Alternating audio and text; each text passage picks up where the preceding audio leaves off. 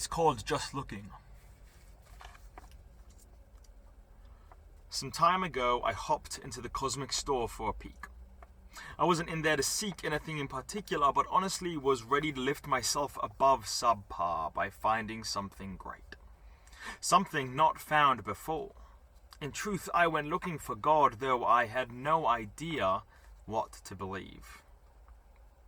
Aisles of bright lights and crowded shelves, though the air was empty. But were there things in this cosmic store? Religions, ideals, philosophies, art? I began to grab all the things that could feasibly fit in my cart until a small, red-faced man approached me and told me, "No, you cannot be grabbing things from all the different baskets." I responded, "Huh? You cannot be grabbing things from all the different baskets." "Why?" I asked, and from then he began to ramble in a way that made me feel like I was tripping and falling. "If you're looking for meaning, a mix will make you vomit. It's better to pick nothing than all, for certainty lies within this cosmic store. Never introspect again, but find God in all these options. Despise the soul, and I promise, space is where the wasp nest lies. Look to the depths of emptiness. There must be meaning here if there is nothing out there. Look out until you can grab the things further than your reach. You got to be birthing a new man out of what that teaches." And so, I looked to the edges and I did not see God. I saw no God. I looked, and I saw a great gap between me and infinity. And it spoke not to divinity, but to a hole inside of me. I saw depths of no sentience, without a lurking thought of providence, not that I could see anyway. It was too distanced. I couldn't even move between the poles at walking speed. "Not there," I uttered. "Not out there. There's not enough out there. It's empty." "Oh, then, my boy," the little red man began again.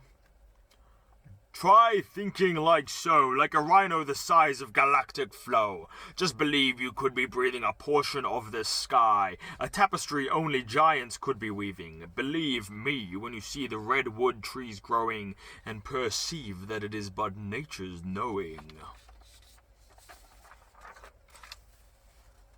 And so I looked big, and I did not see God. I saw buildings and atmospheres shielding me from light rods that grew near, though still further than I could fathom, and the sun reached to the other stars with talons like breaths of fire. Desire couldn't pull a man between galaxies. The depths of the earth crushed with a weight beyond simple fatality, trees like caves of upward mass reaching for morose or worse unknown purpose. "Not the big," I muttered. "It's too big. I don't understand the sheer size. It's incomparable to my planet that's already been capsized." "Well then," the little red man began again. "Look to the tiny, the things that make up your spine. All those little atoms crammed in a line, it's divine. To think the small could make up the big? Think of the numbers in a hole you lug with a measly step. The deaths you cause by breathing the breaths of wars neath your seething lip. Take a peek down." So I looked small, and I did not see God. I saw a meaningless quest from ants and microbes. Too many fibers to weave into the robes I wear, too much to define with such care. Random whereabouts of molecules and pocket pools of rotten attitudes made by just a little electrical movement in my head. Was it even mine to control? No, not small. Too much to be planned or to be the fault of a computer man. "Then," the little red man began again, "try having a go with all these perceived placebos. Personal elevation, and exchange for goods with gods or company executives. Manifest a thought and the moon might move behind you, just to give a little push to wisdom. And then all that suffering you despise will turn you into the wild, weathered, and wise, an attractive beast with thoughts so astounding, those confounded will be forced to confide in you, and where else could God be than in relationship with the fellow? So I looked to those alive today, and I did not see God. I saw tear gas in mushroom clouds. Times I might have punched a friend, or a friend struck me, though in hurting people, I'd consider myself lucky. Man-made philosophy, just like popping pills with ease, can make precipitous steps in logic traversable by lubricating mental trapeze. Present me more hypotheses and I'll end up like Diogenes naked at the bottom of the barrel. Why would I trust another man, I say? He knows no more than I. He lives with me in my despair while echoing the cries. Oh dear, if that's how you feel, the little red man began again. Maybe look to the past. See how far we've come with tools and rafts. Across a river, across the ocean, across the sky. Tradition forced the fools to do, and now we know how far we've come, how far we'll go. It's all an effort in progress, my friend. The dead applaud with each advancement. We are not cursed. We are enchanted. So I looked to those before me, and I did not see God. I saw a series of thirsty vampires accumulating blood of ancient echoes. There was oil under the ground, and with whip and cream they toiled. They burned with greedy passion, and now their effort breeds tumors in my lungs. The past didn't know me, and I don't know them. I owe nothing to the headstones in the cemetery. Not to the dead and bony thin, I say. They speak to an old god with faith so grim. Of him I'd rather not believe in. Look forward, then, the little red man began again. If you find history so hopeless, follow the potential you failed to see before. We have a future that will find not one person throneless. Life's a beach, and we can be separate waves on the same abundant shore. Ponder what horrors we can make absent with the heights of our powerful logic. The God you look for lives with us in science. So I looked to that to come, and I did not see God. I saw the beasts we forced to bear the burden of our benign curiosity. The stranglehold of the modern age tightens as we build titans of towers towards the lowering sky. We will surround them with moats of emptiness as we deprive the earth of everything to go up. What depths of suffering we could achieve, I cried. It's too much, it's all hopeless. There's death behind me and an abyss made of tetanus and tinnitus in front of me. All work and perseverance is for solitude in a pit, non-existence in the belly of all nothingness. The little red man looked at me with fierce and negligent bravery in his eyes. As he opened his crowded mouth, I interrupted him with a tired and baited cry of, I give up!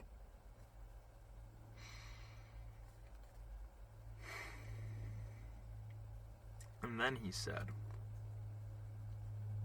and I will never forget, perhaps if you thought just a little bit harder, you would be satisfied.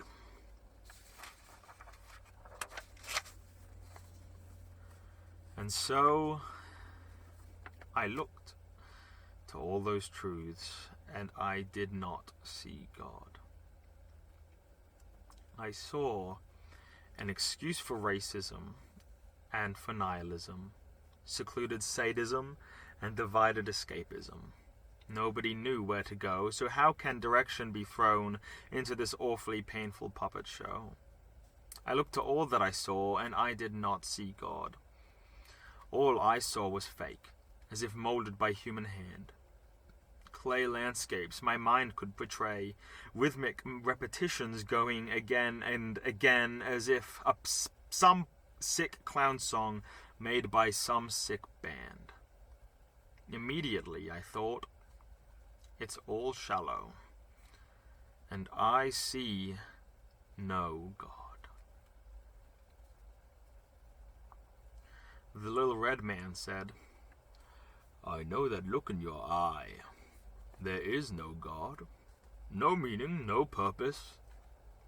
Simple pleasure is the way, you know it as true as I say it. So I ran, mumbling yet screaming, I have meaning, I have purpose, I have meaning, I have purpose. I don't need a God to feel worth. The little devil appeared before me in the door of that awful cosmic store, and I punched him square in the face as I bolted out. I heard his screams of denial as he declared his plan to rout my route. It's your fault! I accuse you! Your death is your fault! Your pain is your fault! Your foolishness is your fault! Your complete and full rejection of good has led you only to the depths of your own despair. You are evil in the flesh! It was too much. It was too much. I was failing. It's just pain in there. I left the store. I hated the inside. It's filled with abuse and exploits. No God, I understand, would linger inside the cosmic store. But then I was outside, looking at all I was afraid of when exploring the den of ideals inside. It was all in front of me. And it was all foreign. It was all out there. It was big. It was small. And it was all too much to be true. It was all too unfamiliar. And yet it was all the same as me.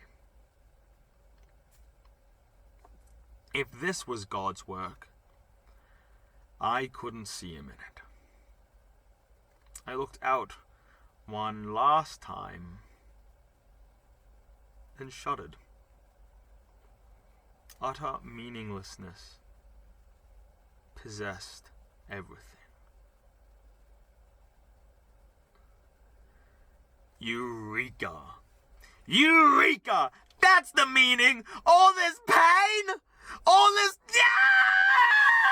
It means nothing! I give up! I give up!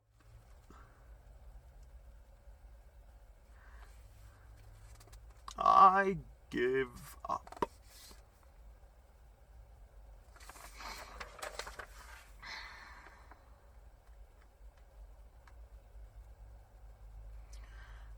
So despite all that, and all that out there, I stopped looking out. I stopped looking.